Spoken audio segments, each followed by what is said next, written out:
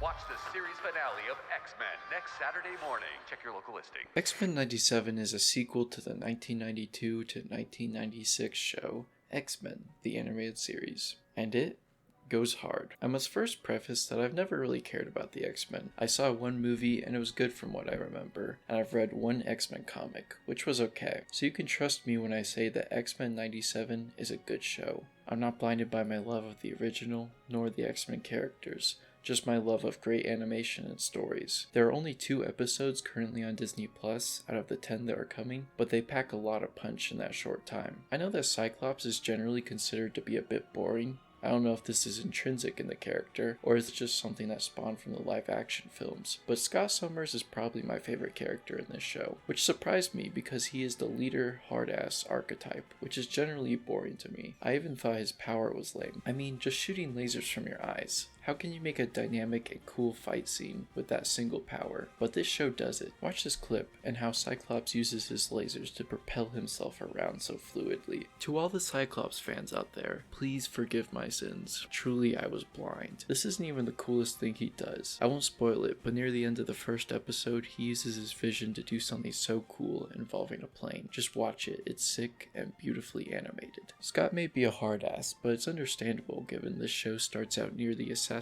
of Charles Xavier and Scott having to take over the role as leader. Combined with the close birth of his son, it's understandable why he may get upset at his team. Any discord that happens in this show isn't annoying to watch. It feels realistic that the group is going to have some disagreements, mostly because of Wolverine. Also, this show is very mature. There's one instance of slight blood. The infrequency makes it seem more powerful and mature than if they were just cussing and bleeding all over the place. Also, Magneto in this show is just impeccable. Put on a coat because he gives the coldest monologue in episode 2. I'm going to talk about spoilers now, mostly for episode 2. So if you're sold, go watch it and come back. You don't need to watch the original 92 show. 97 explains everything perfectly fine. Go watch it with your kids. They're gonna love the metaphors about bigotry. If you still need convincing, stick around and I'll try my best. Knowing what happens won't ruin much for you. I mean, it's only the first 2 episodes. So in episode 2, Magneto supposedly wants to be a good guy because Charles Xavier left it in his will that he wanted Magneto to take over the X-Men team. Despite the quarrels the 2 of them had, Magneto wants to help bring Xavier's dream of mutant and human coexistence to reality. However, Cyclops is like, nuh-uh, I don't trust you, and Magneto's like, well, you gotta, cause that's what Xavier would have wanted. Then the UN comes to arrest Magneto for his crimes, and Magneto willingly goes because he wants to show his dedication to the X-Men team. He then stands trial for what he has done, and this is where the show went from good to great. I think the one thing that people know about Magneto is that he is a Holocaust surviving Jew. That's the only thing I knew about him, besides that he likes metal. He isn't Jewish coded, he's literally a World War II Jew. He survived an extermination of his people just to witness it happen to him again. The UN seeks to judge Magneto,